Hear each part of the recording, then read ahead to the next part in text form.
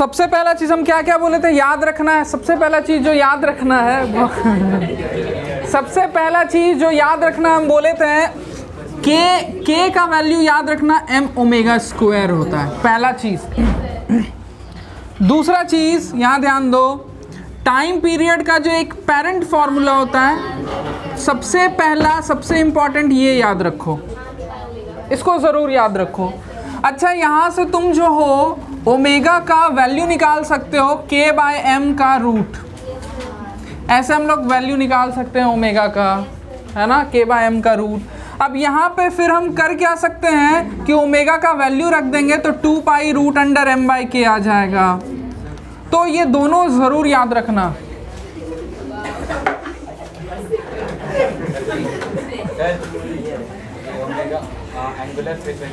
हाँ, angular frequency omega, ठीक है। अच्छा, हम ही को नहीं मांगना चाहिए था। अच्छा, ठीक। हाँ, ठीक। हाँ, अरे हम किसी से नहीं मांगेंगे यार, हम वहाँ जाके ऐसे चुर्रू लगा के ऐसे पी के आ जाएंगे। नया बॉटल भी एक उधर है,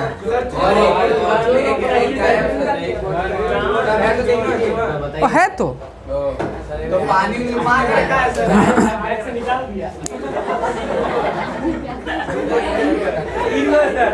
नहीं, एक पुराना। अच्छा, हाँ, चलो ठीक, सुनो, बस हो गया। तो ये सारा चीज़ याद रखना है। दूसरा बताओ, डिस्प्लेसमेंट का क्या फॉर्मूला होता है? x = बात नहीं, फिर पूछेंगे, जिसको बात करते सुने ना बाबू तुम, फिर हम थोपिया देंगे। बोलो, a डेल्टा बोलते हैं, और वेलोसिटी का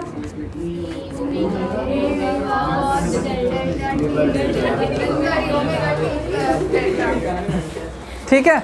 इतना बात हम लोग याद रखते हैं ना, याद रखने का कोशिश करते हैं। एक्सेलरेशन भी लिख ही देते हैं। एक्सेलरेशन का क्या होता है?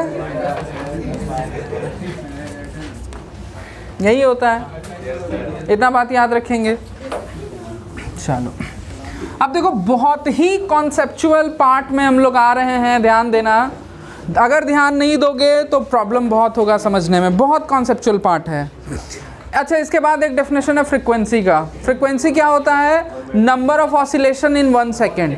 1 सेकेंड में होने वाला ऑसिलेशन को फ्रीक्वेंसी कहते हैं। सपोज करो कि अगर हम ही मान लो इस रूम में ऐसे टहल रहे हैं, हम वहाँ पे खड़े हैं, वहाँ से वहाँ गए, फिर वहाँ पे आए, तो बोलेंगे एक ऑसिलेशन कंप्लीट हुआ। अगर मान लो 1 सेकेंड में हम 4 बार, एक बार यहाँ से वहाँ, फिर वहाँ से वहाँ, 1 बार, 2 बार, 3 बार, 4 बार, 1 सेकेंड में मान लो 4 बार हम ऐसे कर दिए, तो बोलेंगे मेरी फ्रीक्वेंसी 4 है ना। फ्रीक्वेंसी का ऐसा यूनिट हर्ट्ज होता है। ये छोटा छोटा बात है। अब मेन टॉपिक पे आते हैं जो कंफ्यूज करता है बच्चों को, बहुत इंपॉर्टेंट, ध्यान देना। तो ये टॉपिक है हम लोग का फेज। फेज को जनरली फाई से डिनोट करते हैं, बाकी अलग अलग बुक अपना अलग अलग नोटेशन यूज़ करता है, लेकिन इन जनरल फाई से डिनोट करते हैं। फेज है क्या? बहुत ध्यान से सुनो क्या बोलते हैं। फेज क्या है? ये जो हम लोग का एक्सप्रेशन होता है ना, डिस्प्लेसमेंट का जो एक्सप्रेशन है, a sin ω/t plus delta, इसमें ये जो साइन के बाद ये वाला जो एंगल होता है, इसको हम लोग फेज कहते हैं। यही फेज है। फेज होता क्या है समझना, करता क्या, ऐसा इंपॉर्टेंस क्या है? फेज किसी भी ऑब्जेक्ट का जो सिंपल हार्मोनिक मोशन कर रहा होता है, उसका स्टेटस बताता है। स्टेटस का मतलब क्या हुआ? किसी भी समय में वो कहाँ है, कितने वेलोसिटी से चल रहा है और किधर चल रहा है, इसको स्टेटस कहते हैं। पिछले क्लास में डिस्कस किए थे। तो कोई भी ऑब्जेक्ट किसी भी समय में कहाँ पे है, कितने वेलोसिटी से है, किधर जा रहा है, ये सारा उसका बायोडाटा निकाल के रख देता है। ये सब बात कौन बताता है? फेज बताता है। बात समझ में आ रहा है? अब देखो कुछ एग्जाम्पल्स हम लोग लेते हैं। पहला एग्जाम्पल, अगर किसी भी चीज का फेज या कोई भी ऐसा ऑब्जेक्ट जो सिंपल हार्मोनिक मोशन कर रहा हो, अगर उसका फेज 0 है, इसका मतलब क्या हुआ कि ओमेगा टी प्लस डेल्टा 0 होगा। तो उसका जो पोजीशन है यानी कि A sine omega T plus delta, इसमें ओमेगा टी प्लस डेल्टा के जगह पे 0 रखेंगे तो x क्या आ जाएगा 0। उसका वेलोसिटी निकालते हैं, वेलोसिटी का फॉर्मूला क्या होता है ए ओमेगा कॉस, यहाँ पे 0 रख देते हैं क्योंकि फेज 0 है, कॉस 0 1 होता है, वेलोसिटी क्या हो गया ए ओमेगा, नहीं कॉस 0 1 होता है तो ए ओमेगा, और ये प्लस में है।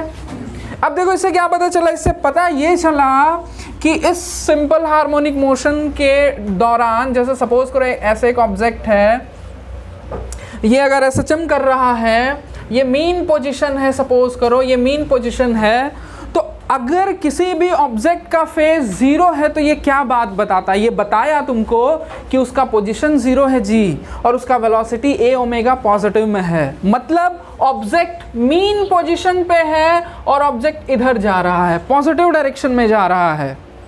समझ, देखिए फेज क्या बता दिया, ऑब्जेक्ट कहाँ पे है, उसकी वेलोसिटी कितनी है और किधर है, पॉजिटिव साइड या नेगेटिव साइड। पहला बात क्लियर हो गया।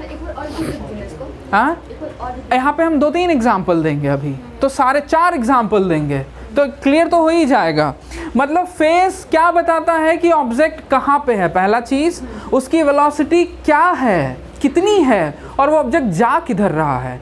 जैसे पहला एग्जाम्पल, अगर हम मान लेते हैं कि ऑब्जेक्ट का फेज 0 है, एक एग्जाम्पल नहीं है, तो फेज 0 का मतलब क्या, ये एंगल 0, मतलब उसका जो डिस्प्लेसमेंट है ये एंगल 0 पुट करेंगे, साइन 0 0 हो गया तो x 0 आ गया। x 0 का मतलब क्या, ऑब्जेक्ट मीन पोजीशन पे है, सारा डिस्टेंस मीन पोजीशन से मेजर किया जाता है, इसको ओरिजिन बोलते हैं, ओरिजिन मानते हैं, इधर x एक्सिस इधर नेगेटिव x एक्सिस मान लेते हैं। अगर ऑब्जेक्ट यहाँ से 2 सेंटीमीटर पे है तो x = 2 सेंटीमीटर होगा, ऑब्जेक्ट यहीं पे तो x 0 हो जाएगा। समझ रही है कन्नू? अच्छा कन्नी नहीं क्या अच्छा ठीक, कन्नू सॉरी कनिशा। देखो तो देखना ये एक चीज क्लियर हुआ। दूसरा, अगर इसका वेलोसिटी निकालें तो वेलोसिटी का फॉर्मूला क्या होता है, A omega cos omega T plus delta, omega T plus delta 0 है तो कॉस 0 हो गया, कॉस 0 1 तो ए ओमेगा आ गया जो कि पॉजिटिव आ रहा है, मतलब वेलोसिटी पॉजिटिव है। अब देखो अगर ऑब्जेक्ट यहाँ पे है एसएचएम करते हुए तो या तो ऑब्जेक्ट इधर जा रहा होगा या इधर जा रहा होगा, दो ही तो मतलब ऑप्शन बन सकता है, पॉजिटिव वेलोसिटी मतलब ऑब्जेक्ट इधर जा रहा होगा। देखो सारा बात बता दिया। दूसरा एग्जांपल इसका हम लोग लेते हैं,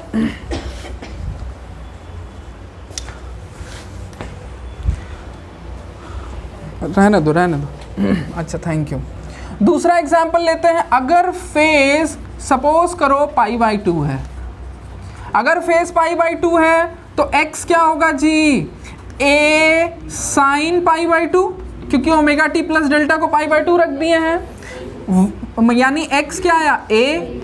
इससे क्या पता चलता है, इस सिचुएशन में ऑब्जेक्टवा कहाँ है, अपना मामा घर में, यहाँ है, यहाँ है, यहाँ है, ए पे है, मैक्सिमम डिस्प्लेसमेंट पे है। और पॉजिटिव, देखो ये पॉजिटिव आया, ध्यान देना, पॉजिटिव आया मतलब राइट साइड वाले मैक्सिमम पोजीशन पे है, अगर नेगेटिव आता तो लेफ्ट साइड वाले मैक्सिमम पोजीशन पे रहता।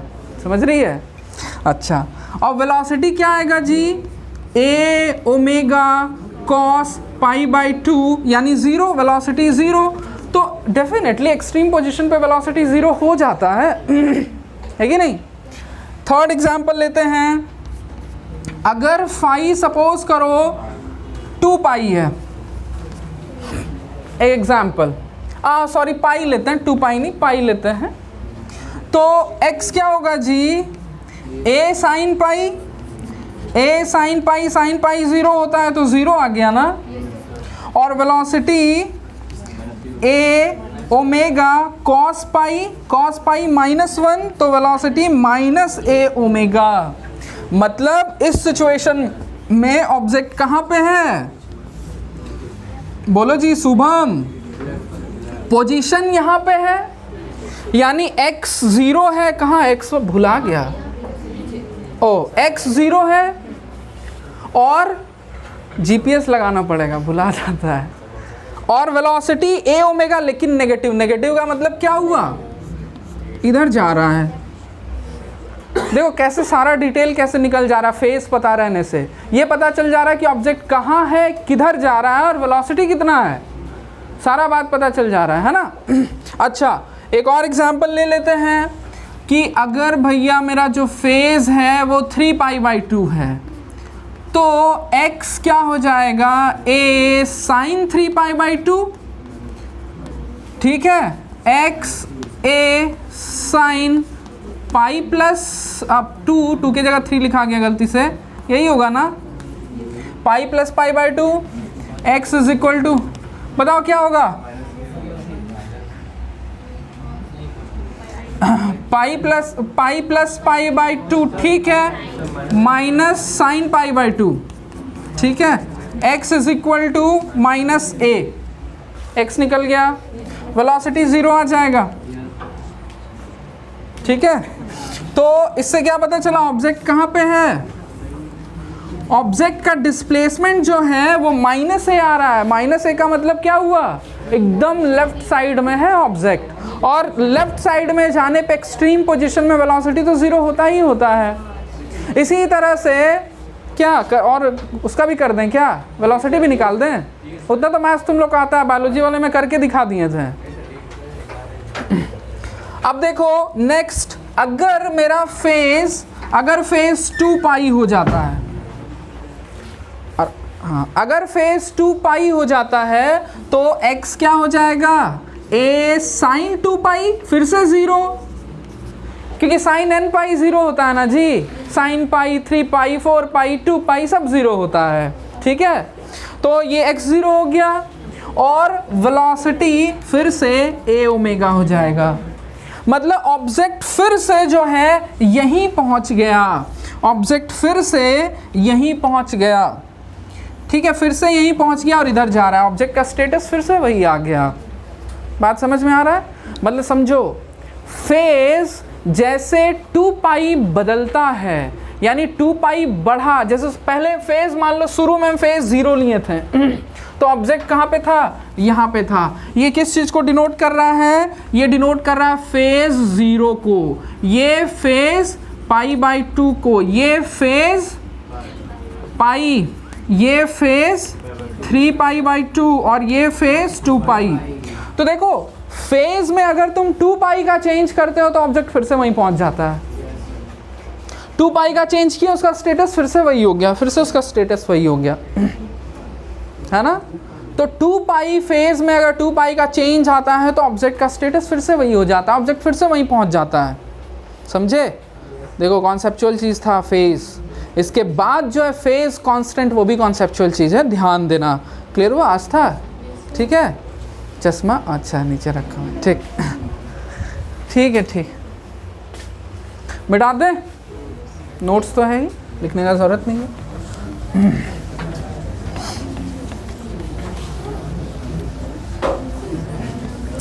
तुम समझी जी कनिशा, भक्त हो तो ऐसा हो।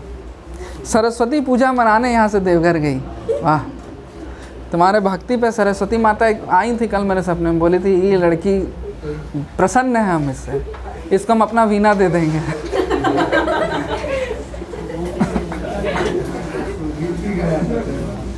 हाँ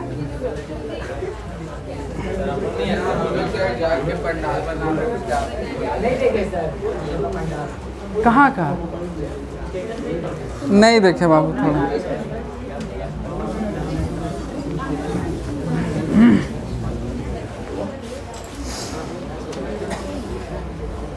अब देखना नेक्स्ट, अंत समझ रहा है, ठीक। अच्छा नेक्स्ट देखो, सॉरी छींक आ रही है,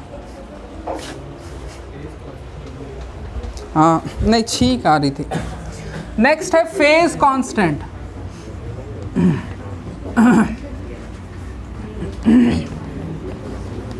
देखो ध्यान देना जी बच्चा लोग, हम लोग जो इक्वेशन लिखते हैं ना डिस्प्लेसमेंट का, ए साइन नहीं दिख रहा है,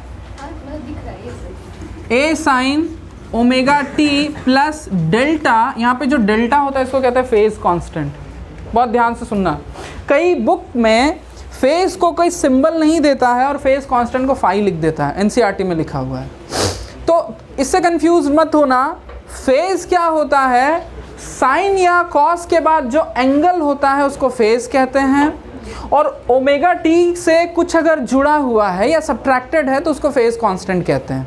ठीक है, जो भी सिंबल अपना जहाँ देना होगा अपना देगा। ठीक, अब बहुत ध्यान से सुनो कि फेज कांस्टेंट होता क्या है, ध्यान से सुनो। ठीक है, देखो अगर कोई भी चीज़ सिंपल हार्मोनिक मोशन कर रहा हो, जैसे सपोज करो यहाँ पे कोई भी ऑब्जेक्ट सिंपल हार्मोनिक मोशन कर रहा है, ये इसका मीन पोजीशन है, ऑब्जेक्ट सिंपल हार्मोनिक मोशन कर रहा है, तो अगर हम किसी भी ऑब्जेक्ट का मोशन, अगर हम किसी भी ऑब्जेक्ट के मोशन को ऑब्जर्व कर रहे होते हैं या किसी भी मोशन को ऑब्जर्व कर रहे होते हैं, तो किसी एक पॉइंट पे हमको t = 0 लेना होता है। इसका क्या मतलब हुआ, मतलब आप ऑब्जेक्ट के मोशन को कहाँ से देखना चालू किए हैं, आप ऑब्जर्वेशन कहाँ से चालू किए हैं, वो पॉइंट डिसाइड कीजिए कि आप कब से ऑब्जर्वेशन चालू किए। That time is called t = 0। उसको हटा दो तो आराम से, है ना, बात समझ रहे हो। अगर हम ऑब्जेक्ट को यहाँ से देखना शुरू किए तो इस जगह पे, इस टाइम को हम यहाँ से अगर ऑब्जेक्ट को हम देखना शुरू किए, अपने घड़ी में स्टॉप वॉच ऑन करेंगे, इसको t = 0 मान लेंगे। लेकिन सपोज करो जब ऑब्जेक्ट यहाँ था तो हम किसी काम में बिजी थे, चाय पानी पी रहे थे, दिमाग में नहीं रहा, ऑब्जेक्ट वहाँ यहाँ से निकल गया, तो हम यहाँ धर लिए ऑब्जेक्ट को। सपोज करो ऑब्जेक्ट जब यहाँ पे आया तब हम देखे अरे ऑब्जेक्ट यहाँ पे, चलो कोई बात नहीं, हम यहीं से ऑब्जेक्ट के मोशन को ऑब्जर्व करना चालू करते हैं, इसको t = 0 नाम दे देते हैं। मेरी मर्जी हम कहाँ से ऑब्जेक्ट को ऑब्जर्व करना चालू कर रहे हैं, ठीक है, तुम पे डिपेंड करता है। लेकिन इन जनरल ज़्यादा आसान मेरे लिए होता है अगर हम मीन पॉइंट से ऑब्जेक्ट के मोशन को ऑब्जर्व करें, उसको t = 0 माने। बात समझ रहे हो? ठीक, अब देखो अगर हम यहाँ से ऑब्जेक्ट के मोशन को ऑब्जर्व कर रहे हैं या यहाँ से ऑब्जर्व करना स्टार्ट किए हैं, that point, that time is called t = 0। जहाँ से हम किसी भी ऑब्जेक्ट के मोशन को ऑब्जर्व करना शुरू करते हैं, उस समय को t = 0 बोलते हैं, है ना। अब देखो अगर ऑब्जेक्ट यहाँ पे है तो इसका फेज तो 0 होता है, हम लोग अभी देख चुके हैं। फेज का मतलब क्या हुआ, ओमेगा t प्लस डेल्टा 0, और इस सिचुएशन में हम टाइम को 0 मान रहे हैं, टाइम को 0 रख दें, डेल्टा = 0। यानी अगर हम यहाँ से ऑब्जेक्ट के मोशन को ऑब्जर्व करना चालू कर रहे हैं तो हमको डेल्टा को 0 लेना चाहिए। मतलब जो पोजीशन या डिस्प्लेसमेंट का इक्वेशन होता है a sin omega t plus delta, delta को 0 ले लो, सिंपल इक्वेशन हो गया। बात समझ में आया? नहीं समझी नुपुर? समझी? कौन 0 हो जाएगा? देखो हम क्या बोल रहे हैं ना, सुनना, ये जो डिस्प्लेसमेंट है ये किसी भी समय पर डिस्प्लेसमेंट को दिखाता है। ये जो इक्वेशन है ना, ये इक्वेशन क्या बताता है, किसी भी समय में डिस्प्लेसमेंट क्या होगा उसको बताता है। अब समझो थोड़ा सा, जब ऑब्जेक्ट यहाँ पे, अगर इसके पोजीशन को हम फिक्स कर देते हैं, जब ऑब्जेक्ट यहाँ पे है उस समय को हम t = 0 ले रहे हैं, और जब ऑब्जेक्ट यहाँ पे है उस समय फेज 0 होता है। यहाँ पे है तब, यहाँ पे है तब फेज 0 है, और इसी समय हम टाइम को 0 मान रहे हैं, तो इस सिचुएशन में हम t को 0 रखें। लेकिन अगर हम अब इसको t = 0 मान लिए तो डेल्टा को 0 ले लेना है। अब यहाँ से ऑब्जेक्ट अब चलना शुरू किया, अब किसी भी दूसरे टाइम में ऑब्जेक्ट का जो डिस्प्लेसमेंट होगा, अगर हमको वो निकालना होगा तो हम ये टर्म यूज़ करेंगे। लेकिन यहाँ पे हम डेल्टा को अब 0 ले लिए, क्योंकि डेल्टा क्या बताता है कि आप किस पोजीशन में t = 0 डिसाइड किए हैं, ये बताता है। कहाँ पे ऑब्जेक्ट था तब आप t = 0 लिए, मतलब t = 0 आप कब लिए हैं उस चीज़ को बताता है डेल्टा। बात समझ में आ रहा है क्या बोल रहे हैं? ये नहीं समझ आ रहा। अच्छा, हम एक और एग्जांपल देंगे ना, समझ में आ जाएगा फिर। अभी हम जो बोल रहे हैं एक बार सुनना, एक और एग्जांपल देंगे, फिर से दोनों को समझा देंगे। मतलब डेल्टा क्या बताता है कि आप t = 0 कहाँ पे माने हैं। अगर आप डेल्टा 0 ले लेते हैं तो यहाँ पे डेल्टा का टर्म खत्म हो गया। मतलब ये हुआ कि आप इस पोजीशन को t = 0 माने हैं। बात समझी? अभी एक और एग्जांपल लेते हैं। और जब हम इस पोजीशन को t = 0 लिए हैं तो डिस्प्लेसमेंट का ये इक्वेशन होगा और वेलोसिटी का a omega cos omega t होगा, क्योंकि डेल्टा 0 मान लिए। एक और एग्जांपल देख लो। अगर सपोज करो हम यहाँ पे t = 0 माने हैं कि जब ऑब्जेक्ट यहाँ पे आया तब हम टाइम देखना चालू किए, तबे टाइम देखना चालू किए, इसके पहले हम ध्यान नहीं दिए, है ना। तो जब ऑब्जेक्ट यहाँ पे रहता है उस टाइम फेज कितना होता है? फेज मतलब ओमेगा टी, जब यहाँ पे रहता है तब की बात कर रहे हैं।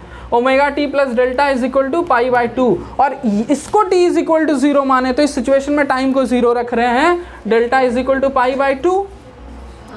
अब देखो, अब जब हम इस पोजीशन पे t = 0 मान लिए तब ऑब्जेक्ट के डिस्प्लेसमेंट का जो जनरल इक्वेशन है, जनरल इक्वेशन मतलब यहाँ से ऑब्जेक्ट अगर चलना शुरू किया है सपोज करो, तो ऑब्जेक्ट यहाँ से, इसको t = 0 माने, यहाँ पे स्टॉप वॉच ऑन किए, अब ऑब्जेक्ट चल रहा है, 4 सेकंड के बाद ऑब्जेक्ट यहाँ पहुँचता है, तो बताओ ऑब्जेक्ट का क्या डिस्प्लेसमेंट होगा।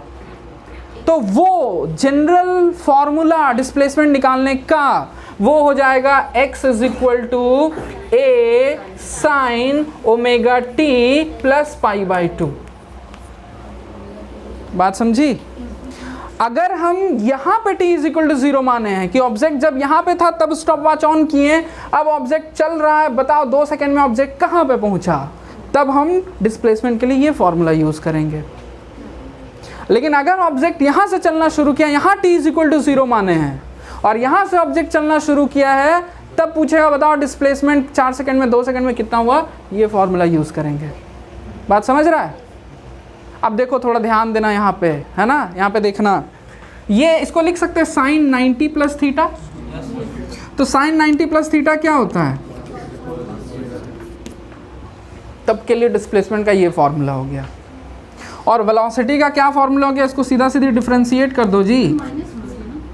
कहाँ माइनस होना चाहिए? साइन का difference, sine 90 a omega sine omega t, ये वेलोसिटी का फॉर्मूला हो गया।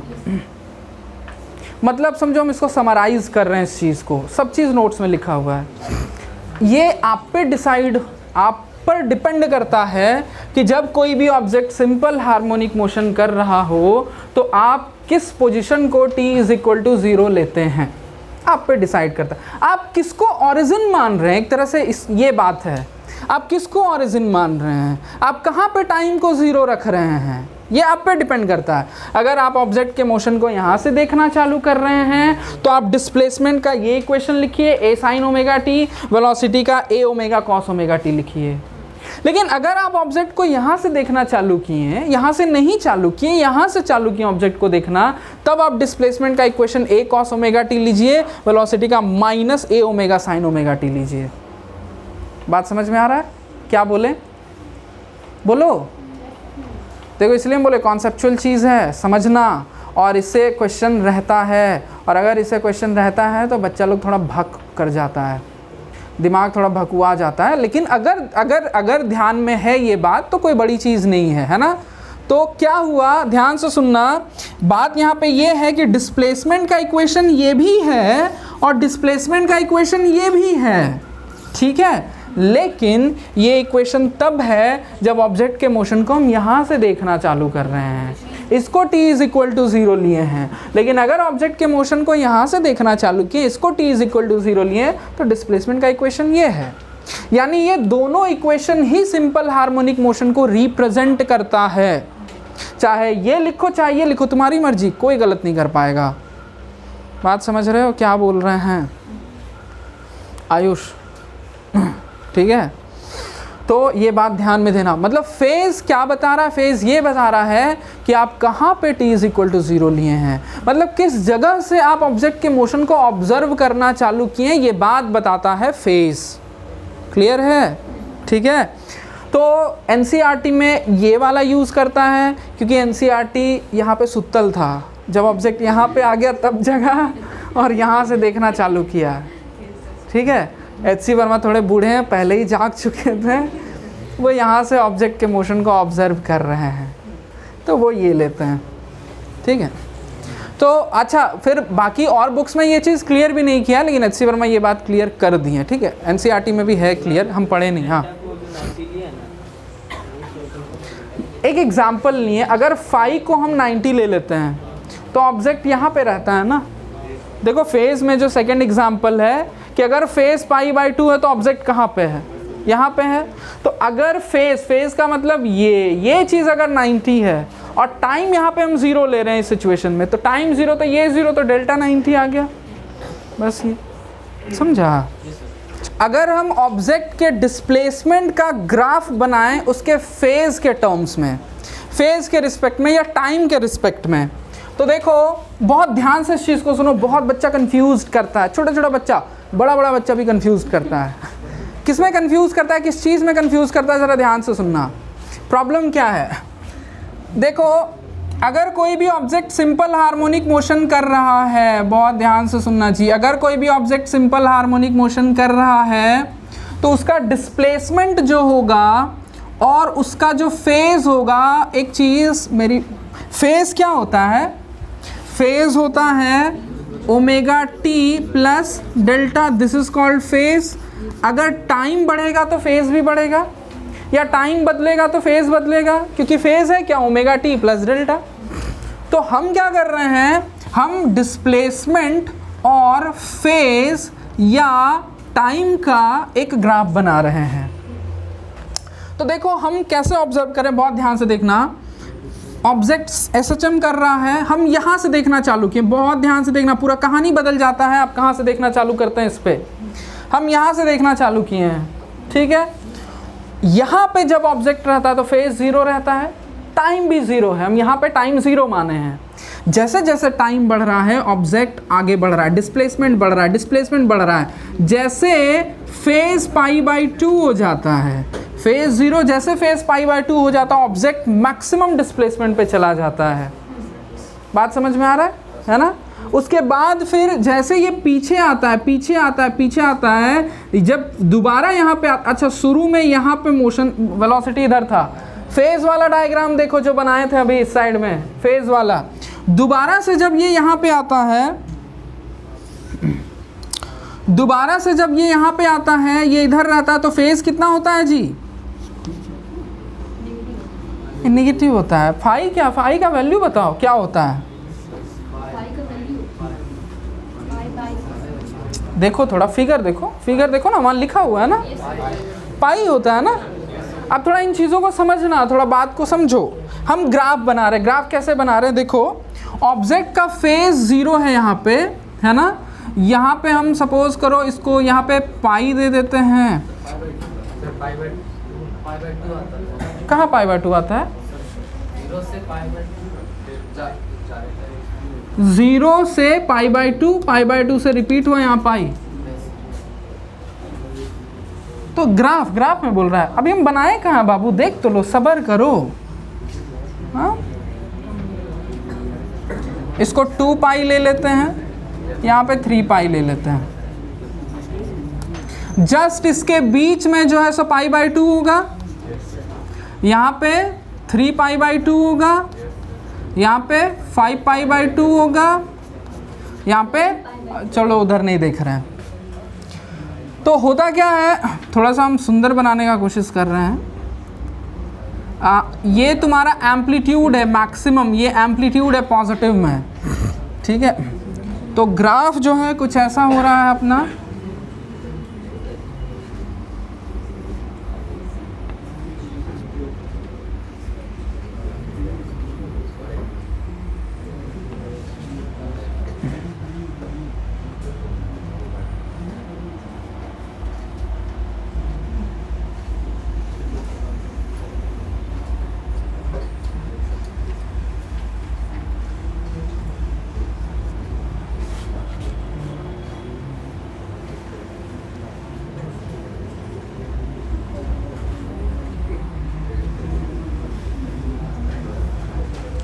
ठीक है। ग्राफ कुछ ऐसा बन रहा है ना। एक काम करते हैं, हम 4 पाई तक बना देते हैं, देखने में और ठीक लगेगा, थोड़ा हमको भी अच्छा लगेगा।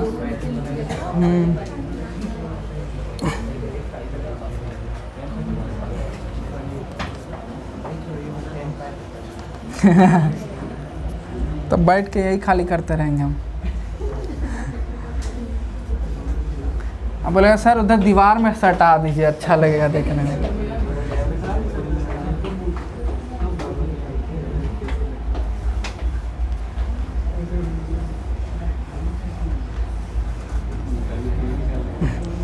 ठीक है, तो इस तरह का ग्राफ तुमको बस एक बना दो काफ़ी है, ज़्यादा इतना खींचने का ज़रूरत नहीं है।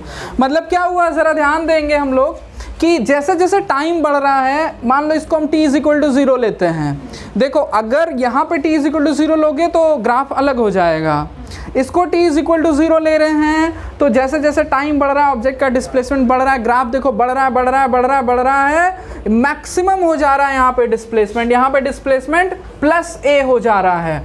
फिर यहाँ के बाद फिर टाइम बढ़ रहा है, अभी भी टाइम बढ़ रहा है, टाइम बढ़ रहा है लेकिन अब डिस्प्लेसमेंट घट रहा है, टाइम बढ़ रहा है लेकिन डिस्प्लेसमेंट घट रहा है घट रहा है घट रहा है, टाइम बढ़ रहा है डिस्प्लेसमेंट घट रहा है घट रहा है घट रहा है, 0 हो जाएगा। फिर टाइम बढ़ रहा है लेकिन अब नेगेटिव साइड, दूसरे साइड में डिस्प्लेसमेंट बढ़ रहा है, टाइम बढ़ रहा है अब नेगेटिव साइड में डिस्प्लेसमेंट बढ़ रहा है, और एक टाइम में नेगेटिव साइड में डिस्प्लेसमेंट मैक्सिमम हो गया, एक टाइम में नेगेटिव साइड में डिस्प्लेसमेंट मैक्सिमम हो गया। फिर से टाइम तो बढ़ता ही है, घटेगा कब? तो फिर से टाइम बढ़ रहा है, अब डिस्प्लेसमेंट जो नेगेटिव साइड में मैक्सिमम हुआ था वो धीरे धीरे 0 हो जाएगा। वो डिस्प्लेसमेंट जो नेगेटिव साइड में मैक्सिमम था धीरे धीरे 0 हो जाएगा, 0 हो गया, एक ऑसिलेशन कंप्लीट हो गया। बात समझ रहे हो? अब एक इम्पॉर्टेंट बात जो हम बोलना चाहेंगे, किसी बच्चे से पूछा जाए कि बाबू बताओ वेव क्या होता है, बोलता है सर जो ऐसे चलता है उसको वेव कहते हैं। ऐसे बोलता है बच्चा, लेकिन एक्चुअली में ये चीज़ क्या है, अगर कोई भी ऑब्जेक्ट एसएचएम कर रहा हो तो उसका डिस्प्लेसमेंट टाइम ग्राफ होता है ये। और एक्चुअली वेव अगर किसी भी मीडियम से ट्रैवल करती है तो उस मीडियम का हर एक पार्टिकल एसएचएम कर रहा होता है। पानी में जो वेव जनरेट होता है तो पानी का हर एक पार्टिकल सिंपल हार्मोनिक मोशन कर रहा होता है। हम लोग वेव में पढ़ेंगे उस चीज़ को आगे। क्लियर है? नहीं, बस इसके बाद। और अगर हम ध्यान देना, अगर हम वेलोसिटी का ग्राफ बनाना चाहें, नोट्स में तो अलग से बनाया हुआ, 2 बार डिस्प्लेसमेंट का गलती से बन गया। मतलब डिस्प्लेसमेंट का 2 बार बन गया, बना रहे थे उधर सरस्वती पूजा का गाना बजा दिया तो हम भी थोड़ा बनाते हैं तो ग्राफ थोड़ा सा भटक गया अपना लाइन से, है ना।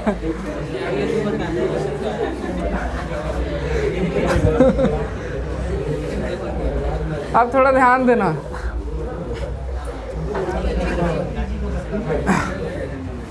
देखो जी, अब अगर हम वेलोसिटी का ग्राफ बनाते, बहुत ध्यान से सुनो, जब ऑब्जेक्ट यहाँ पे रहता है ना तो यहाँ पे ऑब्जेक्ट का वेलोसिटी मैक्सिमम होता है a ओमेगा, और यहाँ से जैसे जैसे ऑब्जेक्ट इधर आता है वेलोसिटी धीरे धीरे कम कम कम कम कम कम 0। वेलोसिटी यहाँ मैक्सिमम, जैसे जैसे इधर आ रहा है वेलोसिटी कम कम कम कम कम कम कम कम कम 0। फिर यहाँ से जैसे इधर जा रहा है, अब देखो वेलोसिटी नेगेटिव हो गई। देखो जब वेलोसिटी इधर तो पॉजिटिव, यहाँ के बाद वेलोसिटी नेगेटिव, यानी फेज π/2 पे वेलोसिटी 0 हो जाएगी, और यहाँ से जैसे इधर बढ़ेगा वेलोसिटी फिर नेगेटिव होने वाली है। तो वेलोसिटी का देखो हम इसी में ठूस दे रहे हैं, तुम लोग नोट्स में अलग हैं। तो देखो वेलोसिटी क्या है, 0 टाइम में वेलोसिटी मैक्सिमम है, लेकिन जैसे टाइम बढ़ रहा है वेलोसिटी 0 हो गई, यानी जब फेज जब π/2 पहुंचा, फेज जब π/2 पहुंचा वेलोसिटी 0 हो गया। समझ रहा है बाबू धनंजय? पधियाई जी समझ रहे हैं? तो ठीक है, सुनना थोड़ा ध्यान से। हमको मेरा कुछ कहानी याद आ गया इसलिए वहाँ से आ रहा है। नहीं, बाद में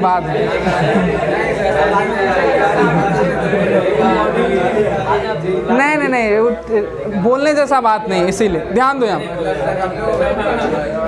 चलो ध्यान दो इधर, देखो अब यहाँ पे वेलोसिटी 0 हो गया। अब जैसे फेज π/2, देखो फेज π/2 पे वेलोसिटी 0। अब फेज π/2 से जैसे इधर चला वेलोसिटी नेगेटिव हो गया ना जी। देखो यहाँ के बाद वेलोसिटी नेगेटिव हो गई। तो ये नेगेटिव पॉजिटिव तो हमको एंगल से पता चलेगा ना, निकालने पे एंगल से भी पता चलेगा। मतलब हम बता रहे हैं कि ऑब्जेक्ट के साथ क्या हो रहा है, एंगल से तो पता चल ही जाएगा।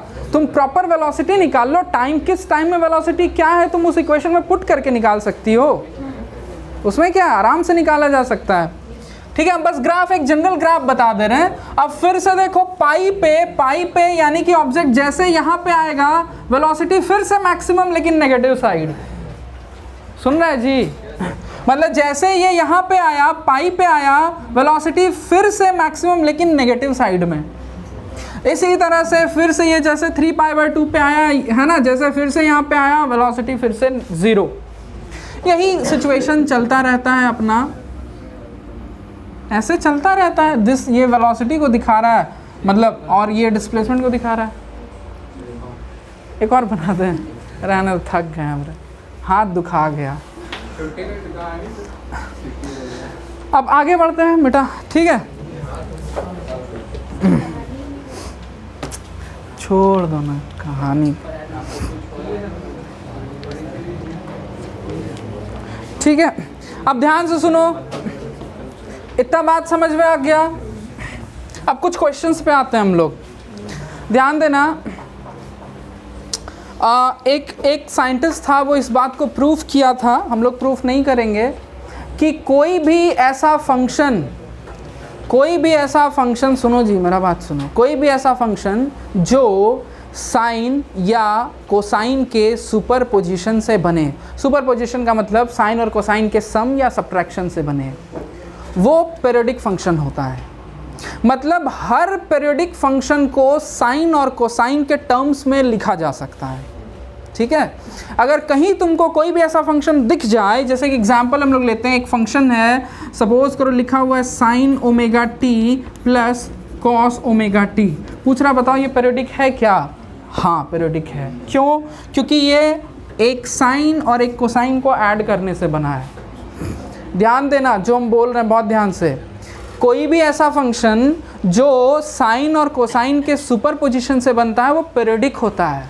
ज़रूरी नहीं है कि वो SHM होगा, पीरियोडिक है लेकिन ज़रूरी नहीं है कि SHM होगा, सिंपल हार्मोनिक मोशन होगा, ठीक है? ये बात ध्यान में रखना। अगर SHM होगा तो तुम इसको, अगर तुम किसी भी फंक्शन को a sin ωt plus delta के फॉर्म में लिख पाते हो या a cos ωt plus delta के फॉर्म में लिख पाते हो किसी भी इक्वेशन को, तभी वो सिंपल हार्मोनिक मोशन होगा। अगर नहीं लिख पाते हो तो सिंपल हार्मोनिक मोशन नहीं होगा, पीरियोडिक हो जाएगा, ठीक है? तो कुछ क्वेश्चन है, कुछ एग्जांपल्स हैं, हम लोग देखते हैं इस चीज़ को।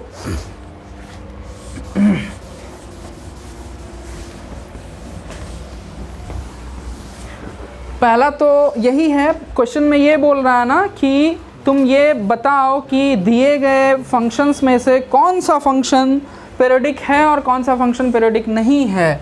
तो पहला तो यही है जी, sin ωt plus cos ωt, periodic तो है। अच्छा हम इसको चेक कर लेते हैं कि क्या ये सिंपल हार्मोनिक मोशन भी है, चेक करते हैं, ठीक है?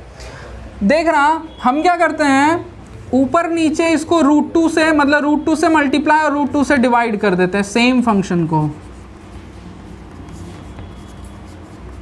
ऐसे तो कर ही सकते हैं, √2 खत्म, बात वहीं का वहीं। अब जो मल्टीप्लिकेशन वाला है उसको रहने देते हैं और डिवीज़न वाले को अंदर घुसेड़ देते हैं, यहाँ पे /√2 यहाँ पे /√2 कर देते हैं। तो ऐसे लिख सकते हैं 1/√2 sin ωt plus 1/√2 cos ωt, ऐसे लिख सकते हैं, लिख दिए। अच्छा जिसको नहीं समझ में आता उसके लिए, जिसको समझ में आता उसके लिए तो खैर सब मैथ्स का बच्चा है, इसको ऐसे लिख सकते हैं sin a, इसको लिख सकते हैं cos π/4, तो इसको ऐसे लिख दें, साइन ए प्लस बी। किसी को कोई दिक्कत? ऐसे लिख सकते हैं। प्रेम समझ रहा है? अब देखो, मतलब ये वाले फंक्शन को हम A sine omega T plus delta के फॉर्म में लिख दिए हैं। मतलब ये वाला फंक्शन सिंपल हार्मोनिक मोशन है। इसका एम्पलीट्यूड क्या होगा? √2। इसका टाइम पीरियड क्या होगा? Omega 2 pi by omega.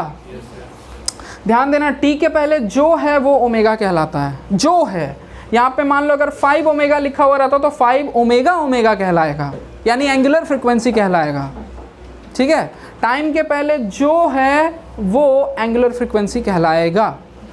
ठीक है, अच्छा अब एक इम्पॉर्टेंट बात ध्यान देना, अगर कोई भी फंक्शन, नोट्स में लिख लेना, तुम लोग लिखा हुआ नहीं है, अगर कोई भी function A sine omega T plus B cos omega T के फॉर्म में है तो इसका amplitude A square plus B square under root होगा। हाँ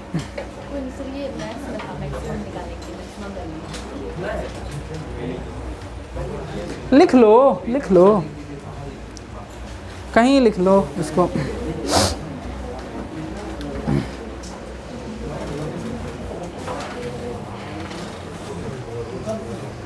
अरे यही नोट्स में कहीं लिख लेती जगह तो अच्छा हम ले। हाँ बोलो। सर बोले पीरियोडिक फंक्शन मतलब क्या होता है? ऑसिलेशन जो करे वो देखो, नॉन पीरियोडिक में हर वो मोशन जो एक समय के बाद अपने आप को रिपीट करे वो पीरियोडिक है। ऑसिलेटरी मोशन भी पीरियोडिक है, लेकिन सारा पीरियोडिक मोशन ऑसिलेटरी मोशन नहीं होता है। जैसे अर्थ का घूमना पीरियोडिक है लेकिन ऑसिलेटरी नहीं है। ऑसिलेटरी है तो पीरियोडिक तो है ही है।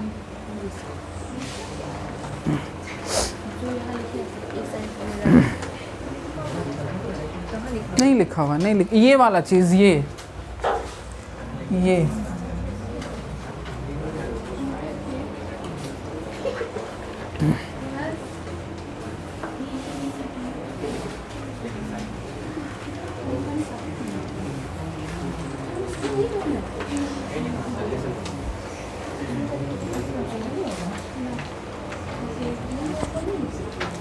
हाँ बाबू बोलो। ये वाला, ये वाला, ये अच्छा ठीक, तो यही तो हम बोले, अगर नहीं समझ में आया तो बोलो, है ना। देखो ये यहाँ के बाद ये समझ में आया, ये आ गया समझ में। अब देखो हम इसको ऐसे लिख सकते हैं, साइन ओमेगा टी और इंटू 1/√2, मतलब a इंटू बी लिखे चाहे b इंटू ए लिखे। अच्छा 1/√2 को हम लिख सकते हैं cos π/4, cos 45 डिग्री। इसी तरह से यहाँ पे इसको लिख सकते हैं cos ओमेगा टी, इसको पहले लिख दें, इसको बाद में लिख रहे हैं। इसको लिख सकते हैं साइन 45 डिग्री। अब देखो साइन ए कॉस बी, यहाँ पे ये a है, ये b है। Sign A cos B plus cos A sine B का फॉर्मूला पढ़ा है, क्या होता है? साइन ए प्लस बी, ये फॉर्मूला पढ़े होगे। साइन ए प्लस बी होता है sign A cos B plus cos A sine B. ये दिया हुआ इस फॉर्म में लिख दिए, मतलब क्या लिख दिए? √2 साइन ओमेगा टी प्लस π/4, इस फॉर्म में लिख दिए। समझ रहा है? समझ गए सब लोग? आगे बढ़ते हैं। अच्छा अब देखो, जो जिसमें साइन कॉस नहीं है वो पीरियोडिक नहीं है। जैसे नेक्स्ट तुम्हारा है E = -ωt, पीरियोडिक नहीं है।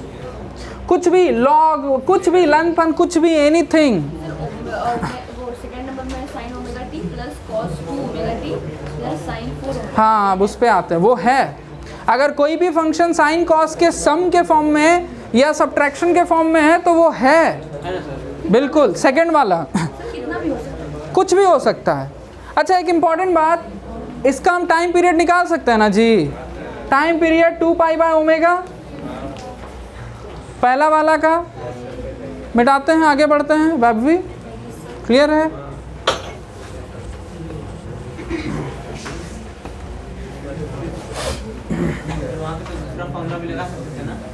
हाँ तुम्हारी मर्जी, तुम जैसे भी जो मन करे तुम माथा पटक के जो मन करे करो, लेकिन उसको A sine omega T plus delta के फॉर्म में अगर तुम ला सकता है तो सिंपल हार्मोनिक मोशन है।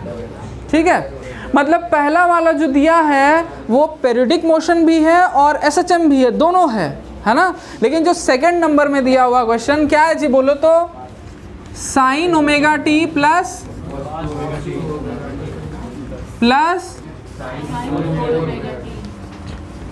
तुम इसको कभी भी इस फॉर्म में नहीं ला पाओगे,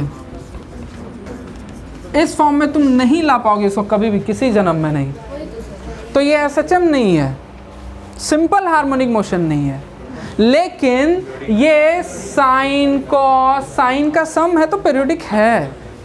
अच्छा सर टाइम पीरियड भी निकालने बोलता है, तो देखो ये तीन सिंपल हार्मोनिक मोशन का कॉम्बिनेशन है, सुपरपोजिशन है। एक ये वाला सिंपल हार्मोनिक मोशन, ये भी अपने आप में ये भी एसएचएम है, अपने आप में ये भी एसएचएम है ना। तो इन तीनों का तुम टाइम पीरियड निकाल सकते हैं ना। इसका टाइम पीरियड निकालते हैं। पहले वाले का time period 2 pi by omega होगा, पहले वाले का 2 पाई को ओमेगा से डिवाइड कर दिए। दूसरे का टाइम पीरियड क्या होगा 2 पाई बाय 2 ओमेगा, क्योंकि यहाँ पे ओमेगा के रूप में हमको इसको यूज़ करना है।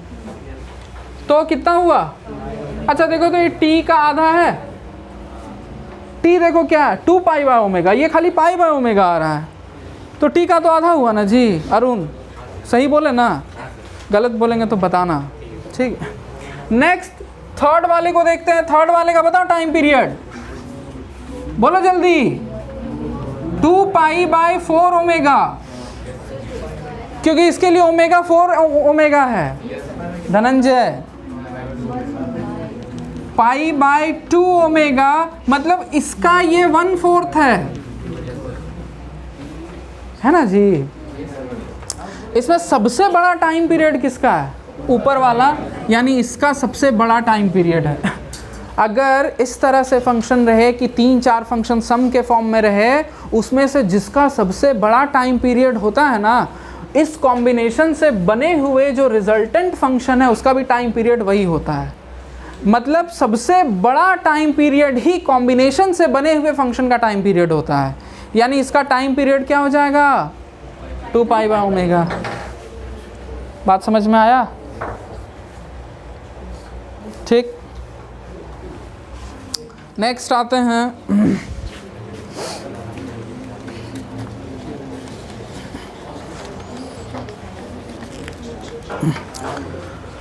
अब देखो नेक्स्ट क्वेश्चन में बोल रहा है कि इनमें से कौन सा फंक्शन जो है एसएचएम है। पहला वाला क्वेश्चन तो करवा ही दिए, सिंपल हार्मोनिक मोशन है। दूसरा वाला क्या है जी, साइन स्क्वायर। देखो किसी भी चीज़ साइन स्क्वायर ओमेगा टी का मतलब क्या होता है, साइन ओमेगा टी का स्क्वायर, यही होता है इसका मतलब, किसी भी चीज़ का स्क्वायर। अच्छा देखो एसएचएम में होता क्या है, कोई भी पार्टिकल एक पॉजिटिव वैल्यू लेता है, धीरे धीरे बढ़ता है, फिर ज़ीरो पे पहुंचता है, फिर नेगेटिव वैल्यू लेने लगता है। किसी भी चीज़ का स्क्वायर कभी नेगेटिव नहीं होगा, कभी नेगेटिव होगा किसी, तो एसएचएम ये कभी नहीं हो पाएगा।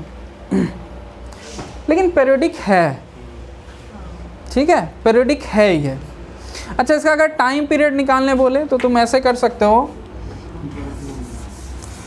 हम भी फिजिक्स में बोले थे कि 2 फार्मूला याद ज़रूर रखना, 1 माइनस कॉस 2 थीटा का फार्मूला और 1 प्लस कॉस 2 थीटा का फार्मूला। इसका 2 साइन स्क्वायर थीटा होता है। यहीं से ये आएगा, साइन स्क्वायर थीटा निकालेंगे तो यहाँ बाय आ जाएगा, तो साइन स्क्वायर ओमेगा टी हो जाएगा 1 minus cos 2 omega T by 2, 1/2 minus 1/2 या cos 2 ओमेगा टी बाई 2, ठीक है। अब ध्यान देना, इसमें से तुमको ये एसएचएम में दिख रहा है, इसका जो टाइम पीरियड होगा वही इसका टाइम पीरियड हो जाएगा। इसका टाइम पीरियड क्या होगा 2 पाई बाय 2 काट दो, पाई बाय ओमेगा, ठीक है। आगे बढ़ते हैं।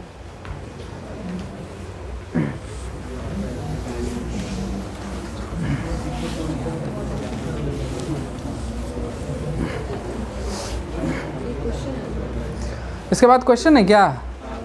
इसके बाद एक टॉपिक है, projection of circular motion as simple harmonic motion. बहुत ध्यान से सुनना, बहुत इंपॉर्टेंट टॉपिक है, बहुत ध्यान से सुनना। हम अज्यूम करते हैं कि एक ऑब्जेक्ट जो है वो यूनिफॉर्म सर्कुलर मोशन में घूम रहा है।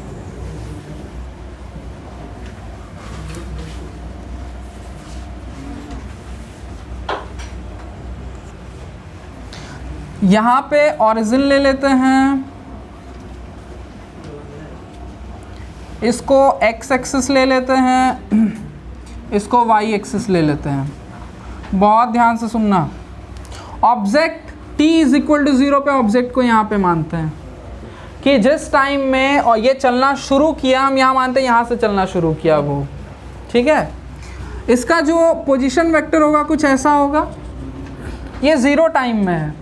हम ये अज्यूम कर रहे हैं कि ये कांस्टेंट एंगुलर वेलोसिटी ओमेगा से घूम रहा है, एंगुलर वेलोसिटी ओमेगा। तो t टाइम में ये जो एंगुलर डिस्प्लेसमेंट कवर करेगा, एंगुलर वेलोसिटी इनटू टाइम होगा। Displacement is equal to velocity into time, angular displacement is equal to angular velocity into time. तो ये t टाइम में ये पार्टिकल सपोज करो घूम के यहाँ पहुँच गया, तो ये जो एंगल सबटेंड करेगा this is omega t। Point को p नाम दे देते हैं। अब सपोज करो हम यहाँ से जो t टाइम में पॉइंट जहाँ पे है वहाँ से इसके इस डायामीटर पे या x एक्सिस पे एक परपेंडिकुलर डालते हैं। परपेंडिकुलर डालने से यहाँ पे जो पॉइंट आया, इस पॉइंट को हम नाम देते हैं q। इस q को, इसको o नाम दे रहे हैं, इस q को हम p का प्रोजेक्शन कहते हैं। q is the projection of p, या OQ को OP का प्रोजेक्शन कहते हैं। बात समझ रहे क्या बोल रहे हैं? पॉइंट Q पॉइंट P का प्रोजेक्शन कहलाएगा और OQ OP का प्रोजेक्शन कहलाएगा। तो OP जो हम x एक्सिस पे पॉइंट P का प्रोजेक्शन किए हैं, उसका जो पोजीशन है या उसका जो किसी भी समय में जो पोजीशन वेक्टर है OQ, वो अच्छा हम ये मान रहे हैं कि ये एक ऐसा सर्कल है जिसका रेडियस कैपिटल A है ना। तो देखो, तो ये जो OQ होगा वो A cos ओमेगा t होगा। सिंपल, बेस है, बेस तो A cos ओमेगा t ही होगा। अब ध्यान से सुनना, ये सिंपल हार्मोनिक मोशन का इक्वेशन है ना। इसी तरह से अगर हम इसका प्रोजेक्शन y एक्सिस पे लें, यहाँ पे r नाम दे देते हैं, तो OR क्या होगा जी? A sine omega t। Simple harmonic motion का इक्वेशन है। मतलब समझो बात को। अब थोड़ा इसको डिटेल से हम समझते हैं, बहुत ध्यान से सुनना जो बताने जा रहे हैं। अगर ऑब्जेक्ट यहाँ पे है तो इसका प्रोजेक्शन यहीं होगा। अगर ऑब्जेक्ट यहाँ पे पहुँचता है, अगर ऑब्जेक्ट यहाँ पे पहुँचता है तो इसका प्रोजेक्शन यहाँ होगा। यहाँ पे पहुँचा तो प्रोजेक्शन यहाँ होगा। यहाँ पे पहुँचा, प्रोजेक्शन यहाँ पे है। यहाँ पे पहुँचेगा, प्रोजेक्शन यहाँ होगा। तुम लोग को दिख रहा है जी? ऑब्जेक्ट यहाँ पहुँचेगा तो प्रोजेक्शन यहाँ होगा। ऑब्जेक्ट यहाँ पहुँचेगा तो प्रोजेक्शन यहाँ होगा। ऑब्जेक्ट यहाँ पहुँचा, प्रोजेक्शन यहाँ। ऑब्जेक्ट यहाँ पहुँचा, प्रोजेक्शन यहाँ। ऑब्जेक्ट यहाँ पहुँचा, प्रोजेक्शन यहाँ। ऑब्जेक्ट यहाँ पहुँचा, प्रोजेक्शन यहाँ। ऑब्जेक्ट यहाँ पहुँचा, प्रोजेक्शन यहाँ। समझो, ऑब्जेक्ट जब यहाँ से यहाँ गया, उसका प्रोजेक्शन यहाँ से यहाँ गया, दिखा। फिर ऑब्जेक्ट अगर यहाँ पे आ गया, इधर चलना शुरू किया, ऑब्जेक्ट जब यहाँ पे आ गया, इसका प्रोजेक्शन यहाँ आएगा। ऑब्जेक्ट जब यहाँ आया, इसका प्रोजेक्शन यहाँ आएगा। समझ आ रहा है कि ड्रॉ करें? ऑब्जेक्ट जब यहाँ पे आएगा, इसका प्रोजेक्शन यहाँ आएगा। ऑब्जेक्ट जब यहाँ आएगा, इसका प्रोजेक्शन यहाँ आएगा। यहाँ आएगा, प्रोजेक्शन यहाँ आएगा। ऑब्जेक्ट यहाँ आएगा, प्रोजेक्शन यहाँ। ऑब्जेक्ट यहाँ, प्रोजेक्शन यहाँ। ऑब्जेक्ट यहाँ, प्रोजेक्शन यहाँ। ऑब्जेक्ट यहाँ, प्रोजेक्शन यहाँ। ऑब्जेक्ट यहाँ, प्रोजेक्शन यहाँ। मतलब अब फिर जब वो नेक्स्ट सेमी सर्कल ट्रैवल किया तो उसका प्रोजेक्शन यहाँ से यहाँ आया। मतलब जब object circular motion, uniform circular motion करता है तो उसका प्रोजेक्शन सिंपल हार्मोनिक मोशन करता है। ये ऐसे घूमेगा, इसका प्रोजेक्शन SHM करेगा। बात समझ में आ रहा है क्या बोल रहे हैं? ये ऐसे घूमेगा, ये ऐसे घूमेगा, चलेगा, SHM करेगा। बात समझ रहे हो? तो अगर कोई भी ऑब्जेक्ट यूनिफॉर्म सर्कुलर मोशन में हो तो उसका प्रोजेक्शन एसएचएम करता है, सिंपल हार्मोनिक मोशन करता है। बात समझ रहे हो? इस चीज़ को हम ऐसे भी देख लिए एग्जाम्पल से समझ के, और इक्वेशन खुद सिंपल हार्मोनिक मोशन का है तो करेगा ही करेगा। अच्छा देखना, अगर क्वेश्चन ऐसे पूछे कि सर्कुलर मोशन, अगर कोई ऑब्जेक्ट सर्कुलर मोशन कर रहा है तो क्या वो पीरियोडिक मोशन कर रहा है या सिंपल हार्मोनिक मोशन कर रहा है? अगर कोई भी ऑब्जेक्ट सर्कुलर मोशन कर रहा है तो वो पीरियोडिक मोशन कर रहा है। ऑब्जेक्ट का प्रोजेक्शन सिंपल हार्मोनिक मोशन करेगा। ऑब्जेक्ट थोड़े सिंपल हार्मोनिक मोशन कर रहा है जी, ऑब्जेक्टवा तो इस सर्कल में घूम रहा है ना, ऑब्जेक्ट ऐसे थोड़े चल रहा है, उसका प्रोजेक्शन चल रहा है। तो ऑब्जेक्ट पीरियोडिक मोशन करेगा लेकिन उसका प्रोजेक्शन सिंपल हार्मोनिक मोशन करेगा। समझ गया? डन, ठीक, चलो छुट्टी, वेलकम।